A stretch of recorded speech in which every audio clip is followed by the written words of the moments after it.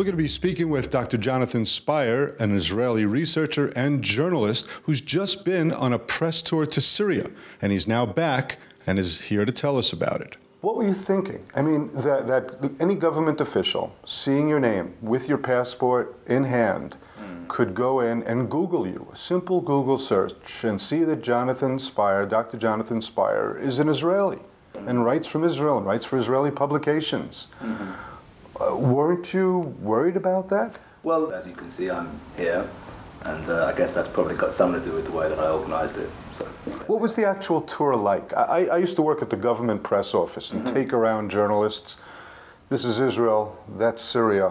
What was the tour like? Yeah, I mean, actually it was really fascinating. It was a 10-day tour, so we really got to see quite a bit of the country. We were in Aleppo, in Homs, in Damascus, obviously. We saw some tourist sites, the famous Crac de Chevalier, the big Crusader castle there. So, it was interesting. We met, officials, military people, media people, government people, regular folks as well. It was a fairly well-organized tour. It had some of the sort of slightly totalitarian aspects that I'm sure the GPO you didn't do, i.e. the attempts were made to stop us from leaving the group. They clearly didn't want us to speak to people unsupervised. It was all very, very managed from above. But, from an organizational point of view, I think in a certain sense fair play to them. For their supporters, which is who this was geared towards, they really, opened up and created a tour which gave a very impressive amount of access to those who were taking part in it. Did you come out somewhat influenced, or at least with a balanced view of President Assad and his regime? Well, it was interesting for me to hear the way they were trying to justify what they were doing, and also kind of their thinking, the way that they saw the war. I wasn't convinced by it. I mean, I regard the Assad dictatorship as a blood-soaked and monstrous regime.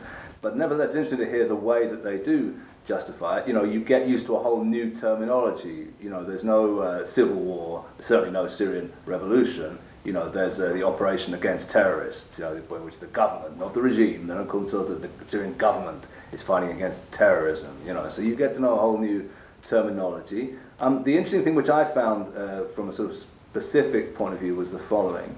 The regime appeared very confident about fighting the rebellion. They seem to think they're going to slowly roll up the rebellion, surrounding towns and starving them out.